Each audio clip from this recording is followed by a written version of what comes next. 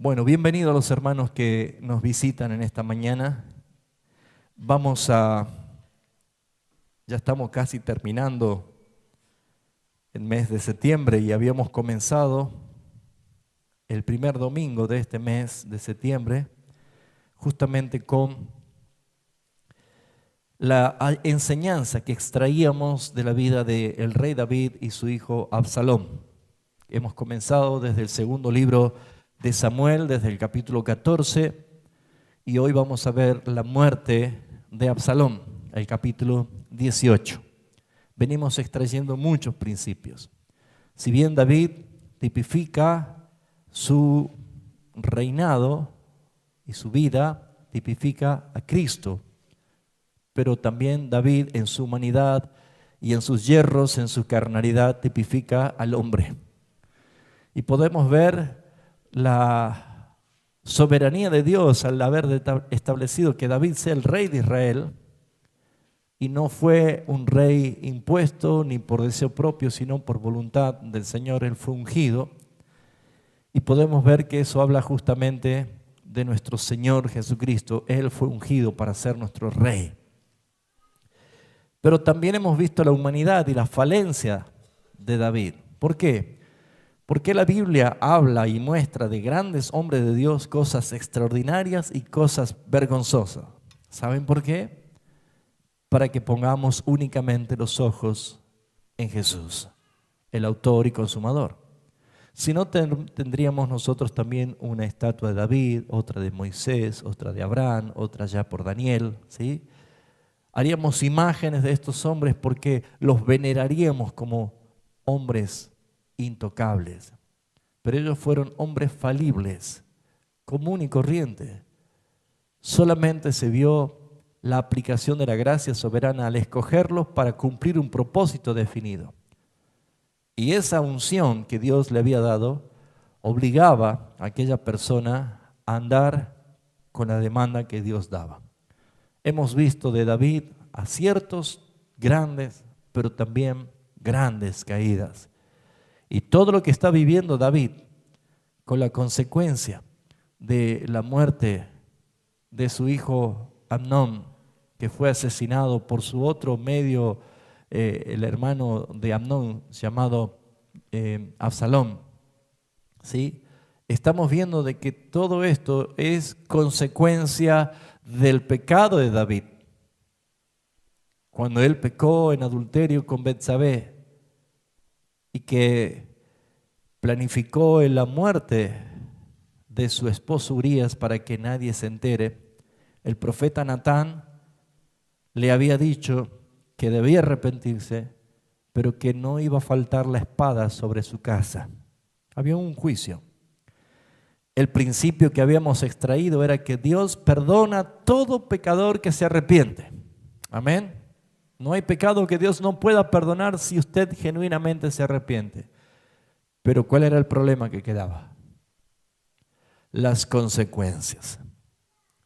Y David fue perdonado. Usted tiene el Salmo 51, la mejor expresión de arrepentimiento que usted encuentra en la Biblia está allí. Pero sin embargo las consecuencias las estaba viendo una por una, y el golpe más duro de su corazón era la muerte de sus hijos. Hoy vamos a ver la muerte de Absalón.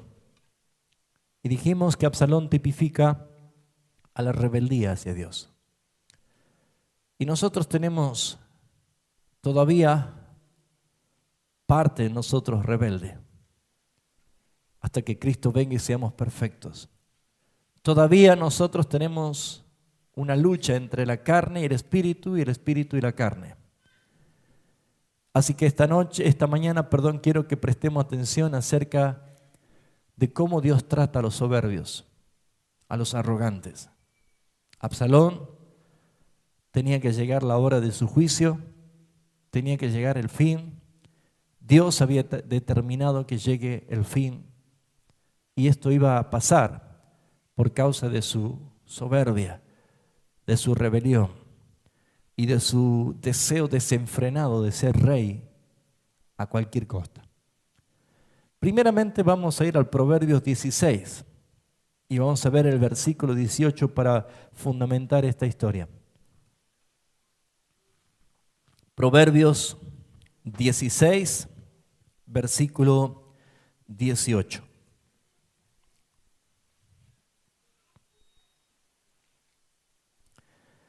Dice así la Escritura: antes del quebrantamiento es, ¿qué cosa? La soberbia. Antes de la caída, la altivez de espíritu. Quiere decir el orgullo. En esta enseñanza, esta mañana, vamos a ver cómo Dios trata a los orgullosos y a los soberbios. Por eso es que Dios únicamente recibe a los de corazón como contrito y humillado, quebrantado, humillado. Ahora, fíjese usted que nosotros tenemos una parte de nuestro ser, la carne, que todavía se manifiesta con orgullo y con soberbia. ¿Reconoce usted en algún momento dónde está el orgullo? ¿Reconocen usted cuándo está la soberbia? Claro que sí. No es poca cosa, se hace sentir. Si hay un problema entre dos hermanos, ¿sabe qué es lo que dice uno? Voy a ir y voy a pedir perdón porque en verdad me siento mal por lo que hice. ¿Sabe lo que dice el otro? Yo no pienso ir a pedirle perdón. Él me ha ofendido, que me pida perdón a mí. ¿Quién cree usted que es soberbio? El segundo. O sea, la actitud muestra de qué es lo que hay en el corazón. Pero este proverbio dice, antes que venga el quebrantamiento, está la soberbia. O sea que el soberbio, sí o sí, como un principio, va a ser quebrantado. ¿Dónde encuentra usted este principio bíblico? Lo habrá escuchado, lo habrá leído en Filipenses capítulo 2, desde el versículo 9 en adelante, cuando dice que toda rodilla se doblará, de la que está en los cielos y en la tierra y debajo de ella, y toda lengua confesará que Jesucristo es el Señor. El quebrantamiento a los soberbios es rodillas quebradas, rodillas dobladas, postramiento. Y cuando dice de toda, incluye la de Satanás. Usted y yo veremos eso, lo vamos a ver con nuestros propios ojos, al mismísimo Satanás, postrado de rodillas delante de Jesucristo, diciendo, tú eres el Señor. ¿Saben por qué? Porque viene el día del juicio final. Y todos los seres creados, ángeles y todos los hombres, compareceremos delante de Él. Y todas las cosas que están en rebeldía y en soberbia y orgullo serán justamente castigadas por el Dios justo. El soberbio y el orgulloso solamente encuentra alimento en la necedad. Una persona se hace soberbio o se hace orgulloso cuando demuestra que es necio. El apóstol Pablo, hablando en la carta a los Romanos, nos muestra cómo somos salvos por gracia para que ninguno tenga de qué jactarse. No tenemos nada de qué jactarnos. Entonces, tomando este versículo, vamos a ir a tomar lectura el capítulo 18 del segundo libro de Samuel.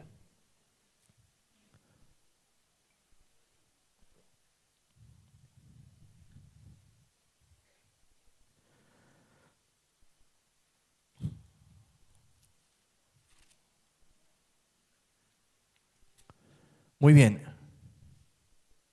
Capítulo 18. David, pues pasó la ribera al pueblo al pueblo que tenía consigo, y puso sobre ellos jefes de millares y jefes de centena.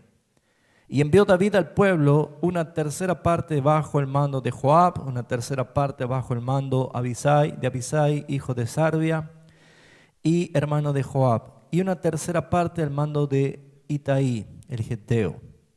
Y dijo el rey al pueblo, yo también saldré con vosotros. Para los que vienen siguiéndome todos estos domingos en serie de la enseñanza, ya sabe cuál es el cuadro, ¿sí? Absalón había entrado en Jerusalén y se había autoproclamado, en rey, y David tuvo que huir de Jerusalén, y David sabía que Absalón iba a matarlo. Y con David salieron justamente muchos soldados leales a él, pero quedó una gran parte del pueblo con Absalón. Entonces, ¿se acuerdan ustedes que había dos consejeros? Uno que era bueno y otro que era amigo de David.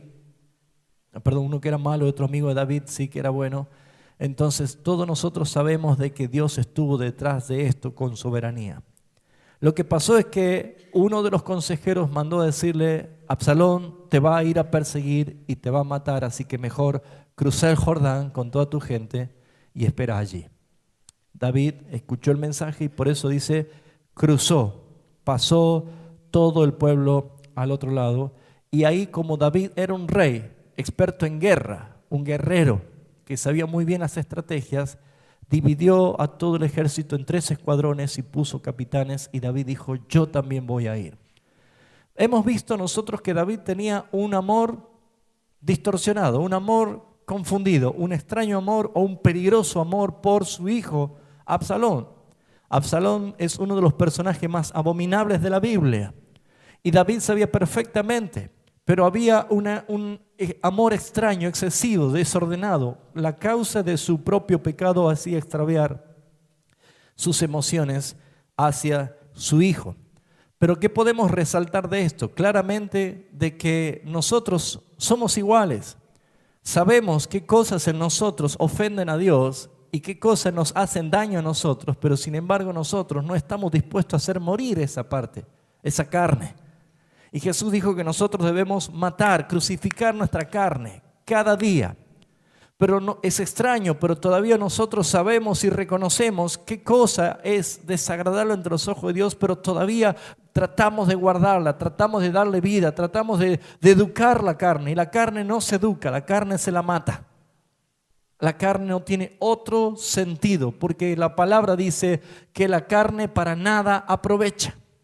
El único propósito de Dios con la carne es la muerte, porque Cristo es el que nos ha vivificado, y cuando venga el Señor en gloria recibiremos un nuevo cuerpo glorificado. Así que esta carne no tiene por qué estar. Y cuando digo que debemos matar la carne, no hablo del suicidio. Estoy hablando simplemente del señorío de Cristo sobre el alma de la persona, de no permitirle hacer lo que quiere hacer. Bueno, aquí vemos a David que venía él de un estado espiritual muy bajo, porque había dejado el trono que Dios lo había puesto y había huido, y estaba en un profundo estado de desesperación, él y todo el pueblo. Pero aparte de eso, David decía: yo quiero ir a la guerra. ¿Cuál era el propósito? ¿De ir a pelear contra Absalón? No, fíjese en lo que dice el versículo 3. Mas el pueblo dijo: no saldrás, porque si nosotros huyéremos, no habrá caso de nosotros, y aunque la mitad de nosotros muera, no harán caso de nosotros. Mas tú ahora vales tanto como 10,000 de nosotros. Será pues mejor que tú no nos des ayuda desde la ciudad. Entonces el rey dijo: yo haré lo que bien os parezca. Lo que estaban diciendo era: no tiene sentido de que tú vengas, porque así nos maten a todos nosotros, no van a detenerse, ellos te buscan a vos. Y vos, rey, sos el más importante, así que mejor quédate. David dijo: bueno, está bien, soy el rey, yo me voy a quedar. Pero mire lo que dice acá el versículo 4.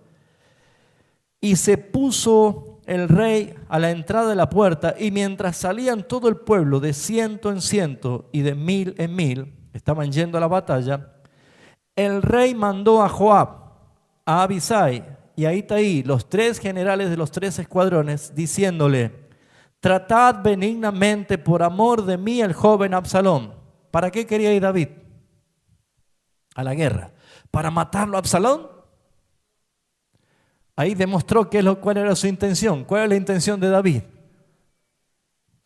Cuidarlo. No le haga nada, él es Absalón. ¿Qué sentido tenía matar a todo el pueblo que venía con Absalón si el problema era Absalón? ¿Se da cuenta? Y David le dijo, traten benignamente, trátenlo con dulzura a Absalón.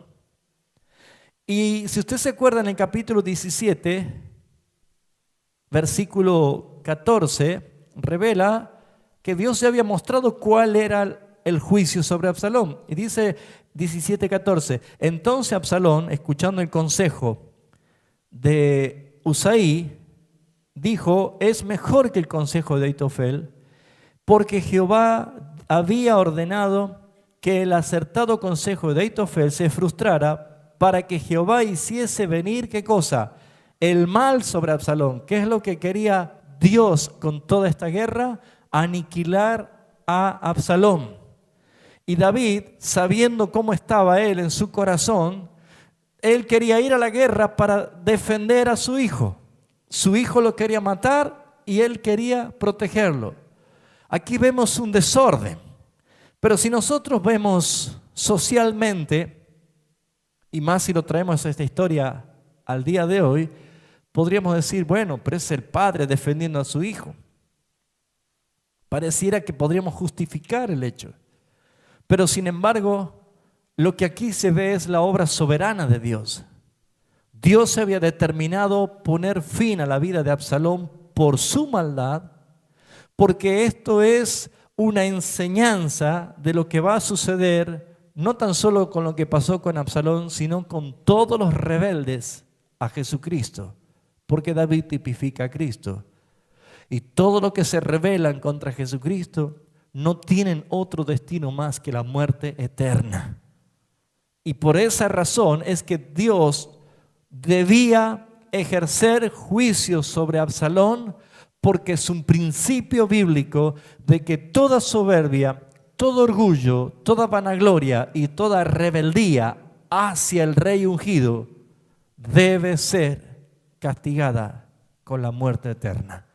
Y en este caso encontramos aquí que David, siendo el rey, estaba en su posición fuera, sino que estaba hablando como un hombre natural, había dejado el trono. Él dijo, yo voy a ir. La intención era defenderlo. Pero como le dijeron, no, quédate, entonces mientras estaban saliendo las tropas, le dijo a sus 3 generales, traten con mucho cuidado a Absalón. Traten benignamente, por amor a mí, a Absalón. Y todo, volvemos al versículo 5, y todo el pueblo oyó cuando dio el rey orden acerca de Absalón y los capitanes. Todo el pueblo, imagínense, vamos a la guerra, vamos a matar a Absalón. Y el rey dice, no lo maten. ¿Para qué vamos? ¿Cuál es el sentido de la guerra? Se iban a matar entre hermanos, pero el problema no era entre hermanos. Era entre uno contra otro. Eso es algo que el pueblo no entendía. Imagínense en qué motivados que iban ya, ¿no? O sea que saliendo a la guerra y habiendo escuchado a su propio rey, ellos amaban a David, diciéndoles, no le hagan nada a Absalón, trátenlo por amor a mi nombre benignamente. Esto es un fracaso. Las confusiones y las emociones cruzadas.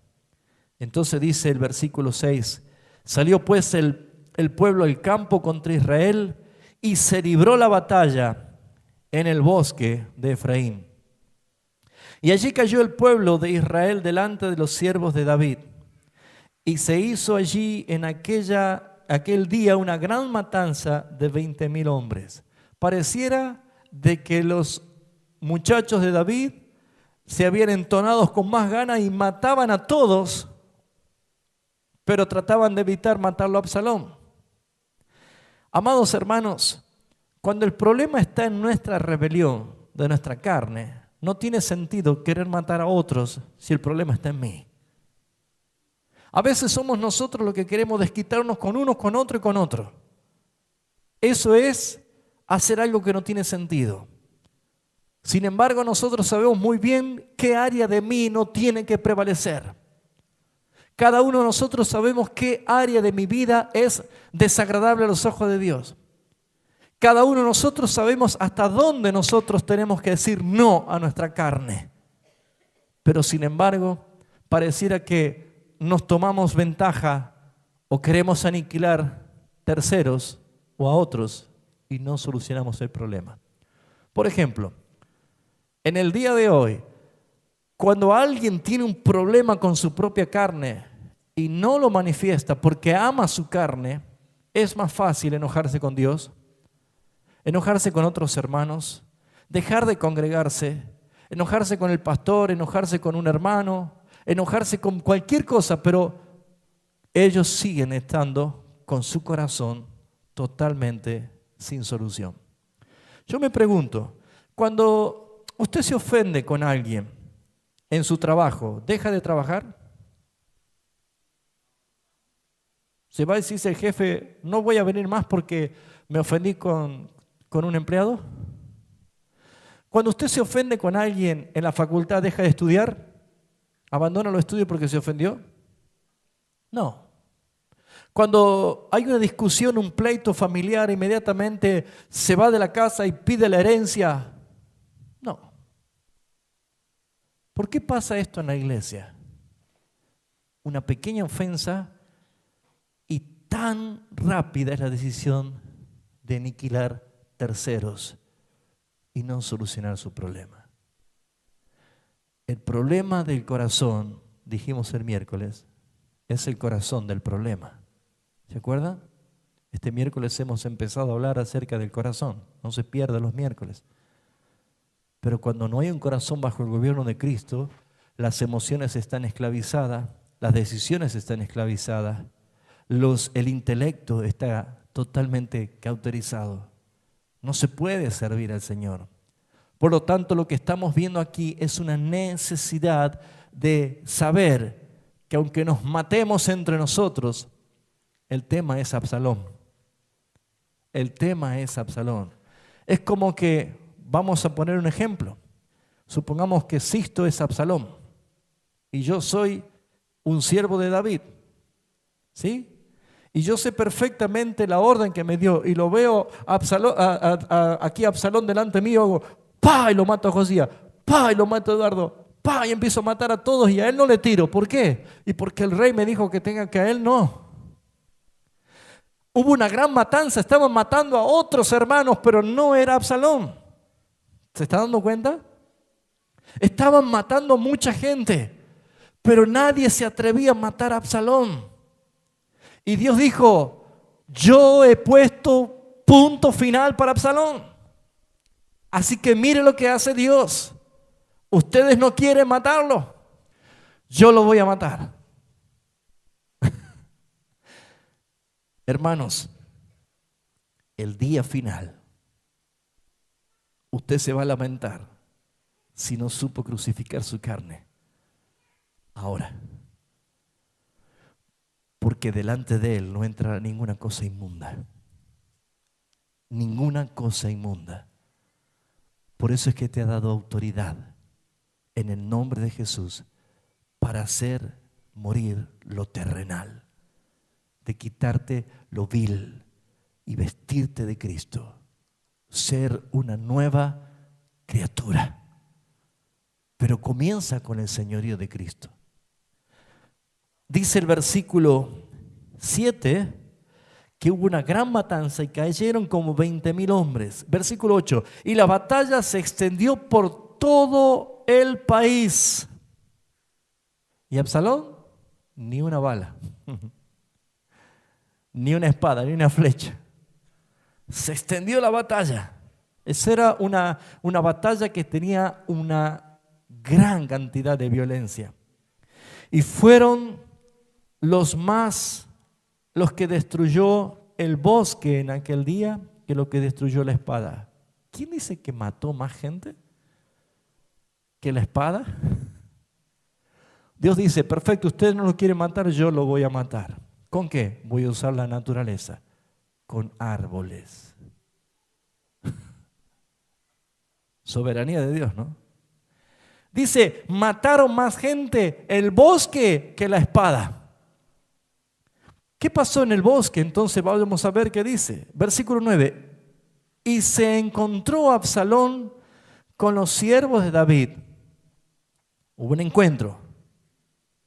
E iba Absalón sobre un mulo, y el mulo entró por debajo de las ramas espesas de una gran encina.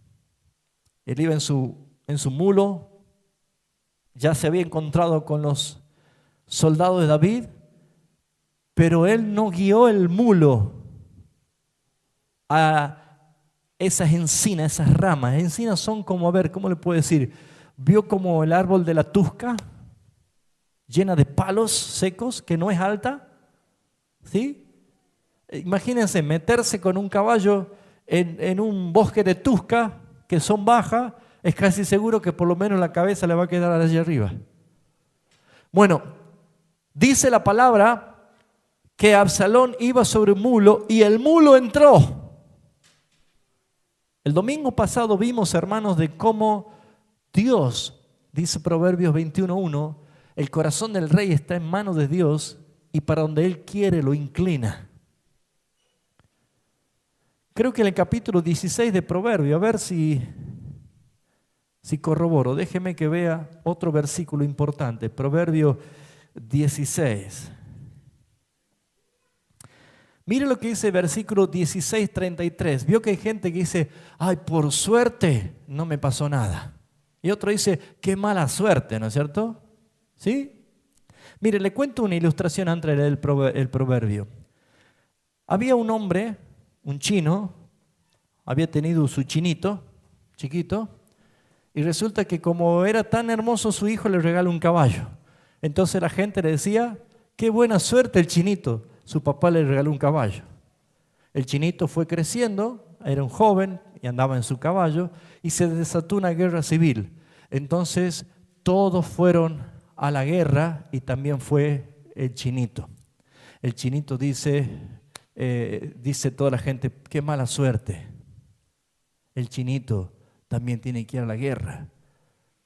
Y fue a la guerra.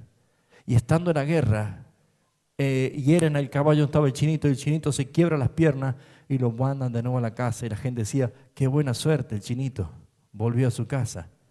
Pero cuando estaba con las piernas quebradas la gente decía, qué mala suerte el chinito, no puede jugar. El chinito no sabía qué era buena suerte o qué era mala suerte. Amados hermanos, no se trata esto de buena suerte o de mala suerte. Quiero que preste atención a lo que la Biblia dice acerca de la suerte. ¿Usted sabía que esto dice la Biblia? Probablemente nunca lo leyó. Pero dice el versículo 33. La suerte se echa en el regazo. ¿Saben qué hacían? Era como que agarraban los dados, ¿no? Y tenían su falda acá y la echaban así en la falda. Echaban suerte. La suerte se echa en el regazo. Lea fuerte conmigo que dice, mas de Jehová es la decisión de ella. No es suerte. No es suerte. El resultado es soberano de Dios. A ver, ¿quién va a lavar los platos? ¿Cara o seca decimos, no? Gané yo. La suerte no existe, hermanos. La suerte existe para los que no creen en Dios. Pero la Biblia dice que se puede echar suertes como quieran, pero el resultado de esa suerte la da Dios. ¿Se entiende lo que acabo de decir? La gente puede decir, qué mala suerte. El mulo de Absalón se metió justo en el bosque. No había mala suerte. Es Dios gobernando la decisión del corazón del rey. Es Dios gobernando la decisión de cada persona. Es Dios gobernando sobre cada una de su creación. ¿Se acuerda usted del profeta que le gustaba el dinero, le gustaba el soborno? Que estaba tan enceguecido por el favor que le estaba dando otro para que maldiga al pueblo de Israel. Y estaba tan ciego por el dinero y la recompensa que la mula, la burra, ¿se acuerda? Balán, discutiendo con una burra porque la burra lo pegaba contra la pared y Balaam le metía azote con una varilla. Y de pronto la burra le dice: para un poco, ¿qué no soy yo, tu burra, desde que era cachorra? Te he servido todos mis años y ahora me das azotes. Balaam podría haber dicho: me está hablando la burra. No, estaba tan enceguecido que se puso a discutir con la burra. Dios es soberano. Dios puede usar a un gran pez para tragarse un Jonás. Dios puede hacer lo que quiera, salir agua de la roca. Es soberano. ¿Cuándo aprenderás que Dios es soberano? Que no te pasa ninguna cosa sin que haya sido permitida por Dios. Sea buena o sea mala, lo que te está pasando es con propósito eterno de Dios. Si es bueno, para que goces del bien. Y si es malo, para que consideres. Pero eso dice la palabra. Aquí vemos nosotros que el mulo se fue al bosque. Y presta atención. ¿Usted se acuerda que Absalón, cuando entró a Jerusalén, él fanfarroneaba con su cabello? Se hacía cortar porque era hermoso, un hombre muy lindo. Se hacía cortar el cabello. Pesaba como 2 kilos el cabello que le cortaban porque era un hombre muy lindo, ¿sí? El orgullo era su cabello, ¿no? ¿Qué lo mató? Su cabello. Fíjense lo que dice. El mulo entró por debajo de las ramas espesas de una gran encina y se enredó la cabeza en la encina, y Absalón quedó suspendido entre el cielo y la tierra, y el mulo en que iba pasó delante. ¿Quién se salvó? El mulo. Y él quedó enganchado en sus cabellos en la rama. Fíjense ustedes, suspendido entre el cielo y la tierra. El cielo dijo: yo no lo recibo. La tierra dijo: yo no lo retengo. Nadie se quería hacer cargo de él, ¿no? Así que no quedaba más que la boca del infierno que se abra para Absalón. Esa es señal de un juicio. Sin embargo, nuestro juicio también se llevó a cabo en alguien que estuvo suspendido entre el cielo y la tierra. Jesús estuvo colgado entre el cielo y la tierra. La tierra lo rechazaba y el cielo no podía abrirse porque Él estaba cargando los pecados de nosotros. Es un paralelo tremendo para que usted vea. Aquí hubo un juicio y en este juicio nos advierte a nosotros que ningún rebelde a Jesucristo puede permanecer. Ningún rebelde, ningún soberbio. Y lo que para vos es un motivo de orgullo, esa va a ser tu condena. Ese va a ser tu juicio. ¿De qué te enorgulleces? Cuidado. Cuidado por crear soberbia de una dádiva que Dios te ha dado. ¿Cuántas personas tienen una voz excelente, pero en vez de consagrarla al Señor terminan como Elvis Presley? ¿Sabían que Elvis Presley era cristiano? O por lo menos nacido en familia cristiana. Y muchos otros cantantes. Voces extraordinarias. Yo no escuché cantar a nadie con grande cel como Elvis Presley. Pero sin embargo murió por sobredosis de droga. Cuando alguien no sabe consagrar lo que Dios te da, es motivo de juicio. Absalón estaba muy orgulloso por su cabello y fue de los cabellos que se enredó y quedó colgado. Es como que Dios dice: bueno, nadie lo va a matar. Así que todos tiraban a todos lados y Absalón nada. Ahí lo tienen. Ahí lo tienen. No tienen pretexto. Un día Dios va a poner tu carne en jaque mate, en evidencia. Llámale adulterio, llámale mentira, llámale fornicación, llámale estafa, llámale mal uso de dinero, llámale mentiroso, como quieras llamarle, pero Dios va a sacar a la luz delante de todos y va a decir: aquí está. ¿Qué vas a hacer? ¿Le vas a seguir amando? ¿Vas a amar tu carne? ¿Vas a seguir defendiendo tu carne o le vas a dar final? ¿Y cómo nosotros damos fin a la obra de la carne? Doblando tus rodillas, confesando tus pecados y arrepintiéndote.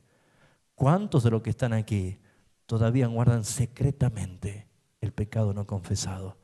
te tengo que decir una mala noticia. Pronto saldrá a la luz tu pecado. Por no estar resuelto. ¿Y qué vas a hacer? ¿No vas a quebrantarte? ¿No vas a decir, Señor, yo he pecado? ¿O vas a esperar el día de la evidencia, que es el día de la vergüenza? Aquí es donde tienes que arreglar cuentas con el Señor. ¿Saben? Alguien me dijo, usted siempre está predicando cosas duras. Seguramente por eso es que cada vez se va más gente, ¿no es cierto? Pero no importa que se vayan del ministerio GES, lo importante es que entren al reino de los cielos. ¿Se entiende lo que estoy diciendo? Si se trata de crear una institución que sea la mejor de todas, bueno, deberíamos predicar lo que la gente quiere predicar. Pero la palabra nos lleva a través de toda la historia bíblica que Cristo sea glorificado y nosotros seamos quebrantados ante Él. No hay otra alternativa. Con tu soberbia no vas a ningún lado. Con tu orgullo o su falso orgullo no va a ningún lado. Y mucho menos siendo rebelde a Jesucristo, como Absalón era rebelde a su padre David. ¿Qué es lo que quería Absalón de David? ¿Sus mujeres? ¿Su herencia? ¿Qué quería? ¿La espada de Goliat? ¿Qué quería? Su trono. ¿Qué quería Absalón de David? Su trono. ¿Qué quiere tu carne? ¿Qué quiere tu carne? Quiere gobernar tu propia vida.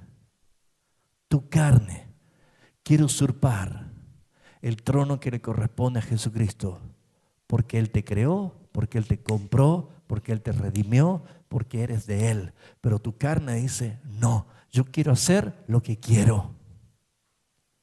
Yo quiero hacer lo que deseo. Amados hermanos, cuidado, porque en la guerra entre Absalón a David era por una cuestión de usurpar autoridad, usurpar un trono. Y Dios no escogió a Absalón para reinar. Dios ungió a David. Y déjeme decirle que Dios no te escogió a ti para reinar. Escogió a Jesucristo para que reine en tu vida. Y si reina en tu vida, vas a tener plenitud de gozo. Y mientras sigas siendo rebelde a Él en cuanto a tu vida y sigues entregando tus miembros al pecado, sigues haciendo de que tu vida sea un motivo de tropiezo para otro, sigues usando el nombre del Señor en vano, sigues haciendo lo que no debes hacerlo y escuchas la voz del Espíritu que celosamente te anhela, estás siendo rebelde. Y amados hermanos, aquí vemos claramente que la Escritura nos está mostrando lo que pasó con Absalón. La rebeldía había sido determinada por Dios para ser puesta en fin. Versículo 10, y vamos más rápido. Viéndolo uno, imagínense ese cuadro, había uno solo que estaba colgado de un árbol, enredado de las mechas. Y alguien lo vio y le dio aviso a Joab. ¿Se acuerda quién era Joab? Aquel general amigo de David, que estaba siempre al lado de David y que sabía el corazón de David, el sufrimiento. Pero Joab, ¿se acuerda usted de qué hizo Joab en el capítulo 14? ¿Qué había hecho Joab? Lo había manipulado a David trayendo una mujer contratada para que invente una historia y lo haga volver a Absalón, que estaba exiliado, a Jerusalén. Joab era responsable y se sentía responsable y había visto Joab el mal que había traído a su amigo el rey David la llegada de Absalón. Por lo tanto, Joab estaba con una carga, con una culpa, con un sentido de dolor tremendo por ver lo que estaba pasando. El rey sumergido en angustia, sin su trono, fuera de su palacio real y con toda su gente angustiada y encima batallando.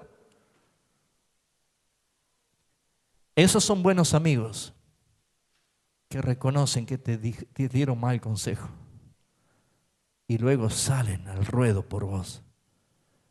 Joab era aquel del capítulo 14 y cuando supo, le avisaron a Joab diciendo: he aquí he visto a Absalón colgado de una encina. Y Joab respondió al hombre que le daba la nueva: y viéndolo tú, ¿por qué no le mataste? Luego allí echándole a la tierra, me hubiera placido darte 10 siclos de plata y un talabarte. Le estaba diciendo, te hubiera condecorado. ¿Por qué no lo has matado? Tenían un miedo de desobedecer al rey.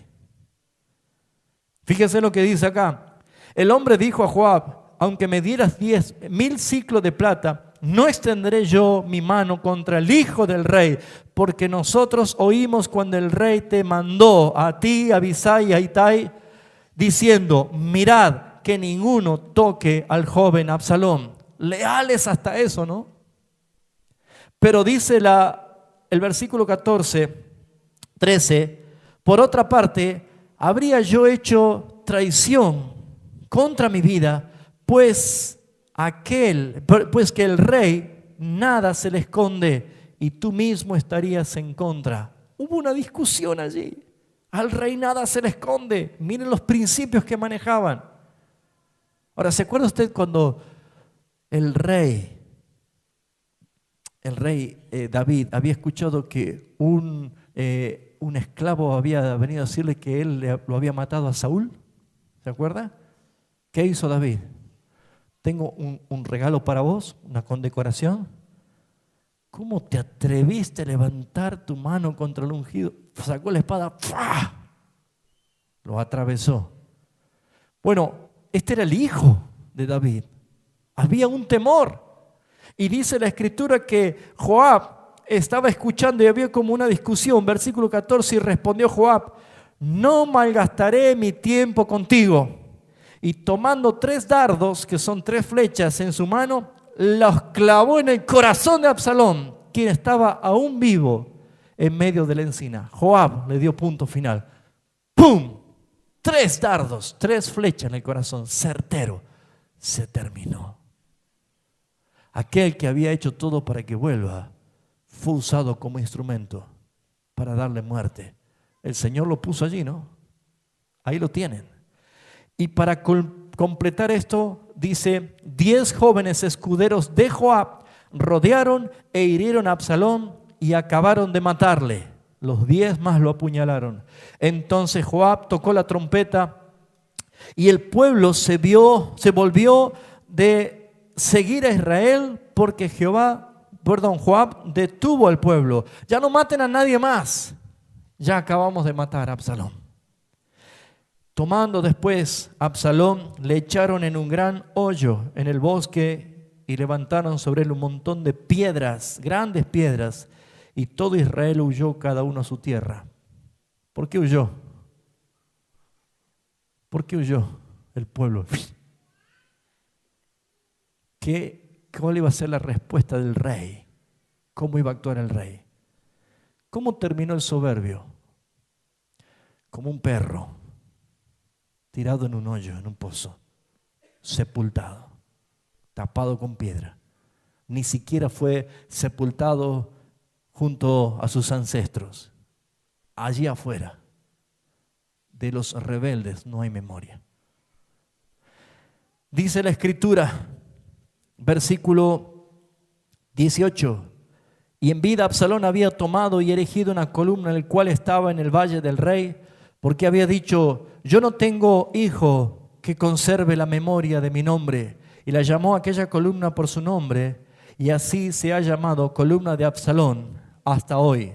Entonces Ahimaas, hijo de Sadoc, le dijo, correré ahora y daré al rey las nuevas de que Jehová ha defendido su causa de la mano de sus enemigos. Respondió Joab, hoy, dice, no llevarás las nuevas, las llevará otro día. No darás la nueva hoy, porque el hijo del rey ha muerto. Y Joab dijo a un etíope, ve tú y di al rey lo que has visto.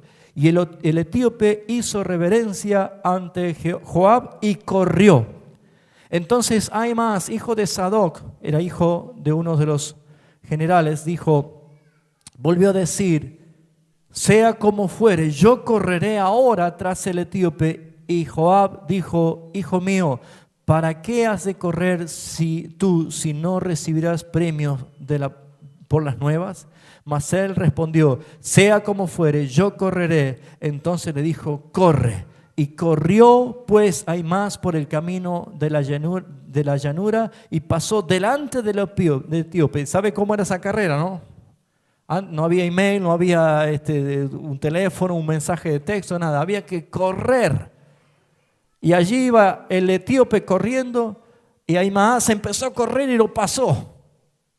Porque querían llegar y darle las noticias al rey que había quedado en la ciudad.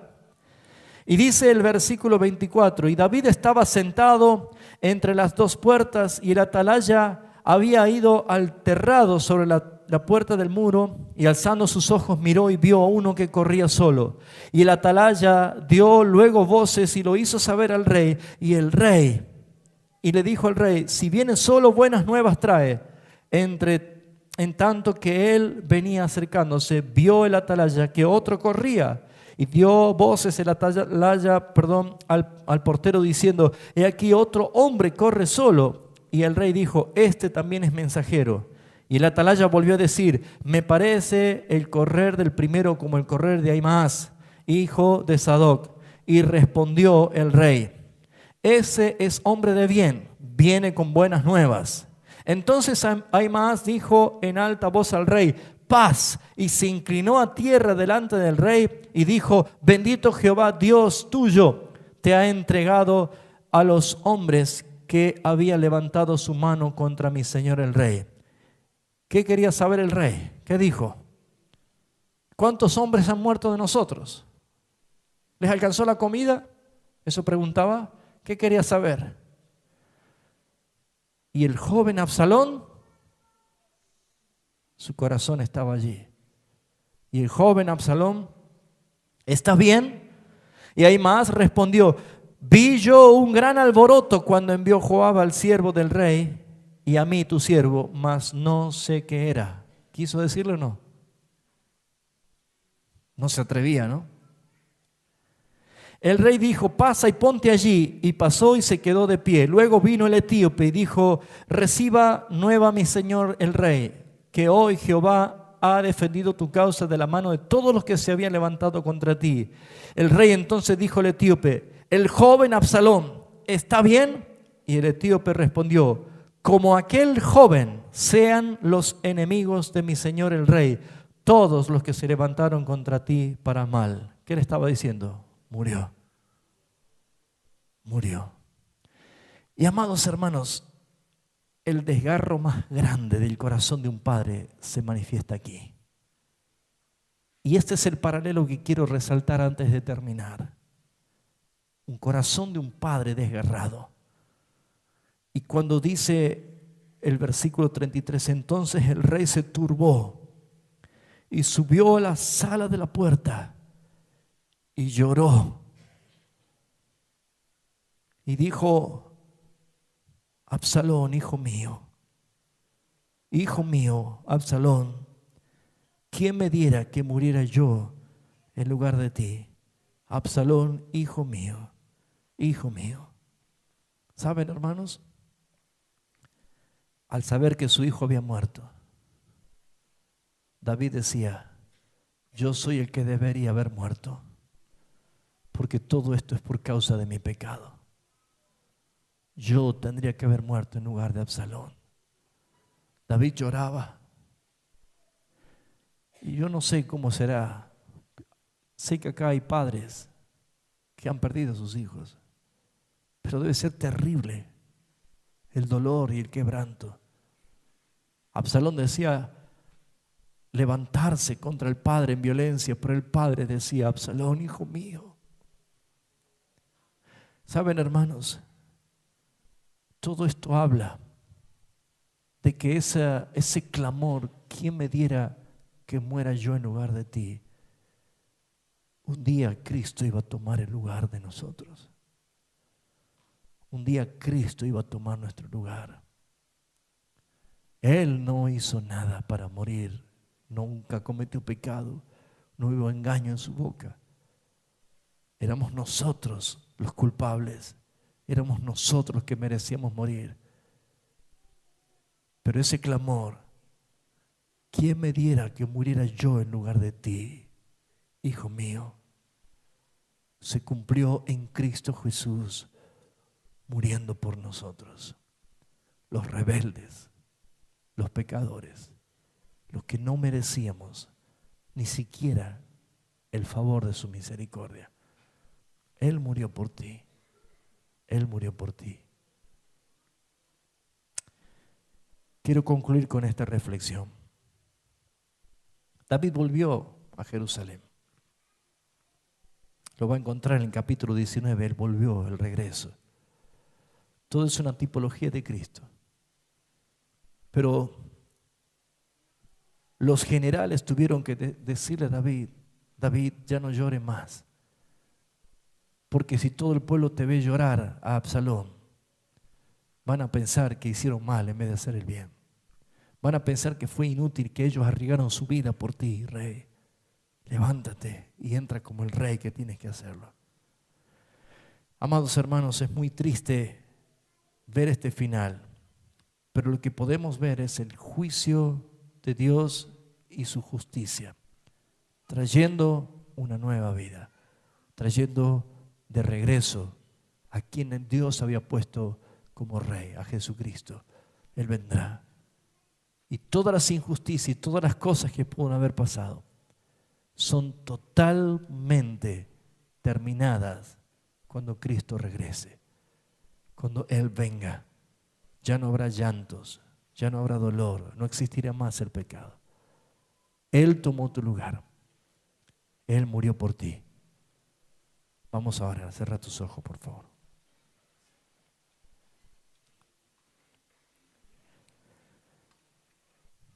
Quiero darte gracias, Padre Celestial, porque la historia de tu palabra nos enseña, Señor, a agradecer la obra de Cristo en la cruz.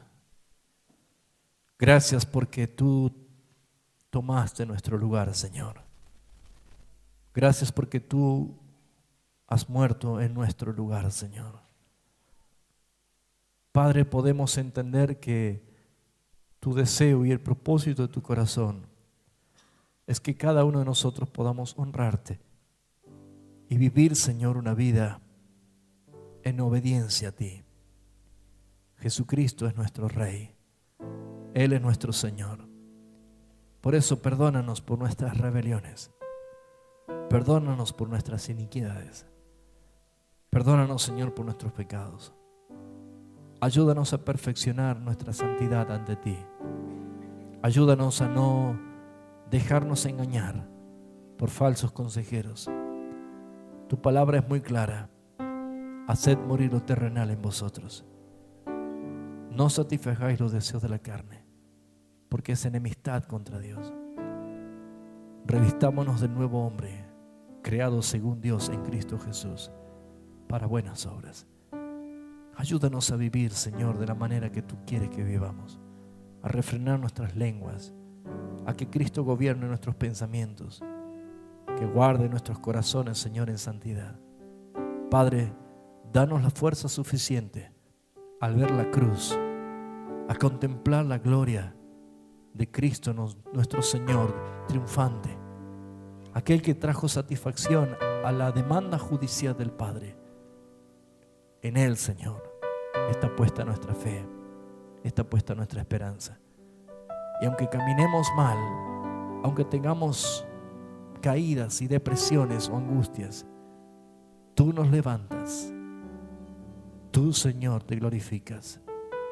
Gracias porque todo designio y toda obra que pasa en nuestras vidas están preordenadas por ti en tu soberanía. Te alabamos y te bendecimos, Señor. Gracias por tu palabra. La gloria y la honra sea para ti, Señor, por los méritos de Jesucristo nuestro Señor. Te alabamos y te bendecimos. Gracias, Señor.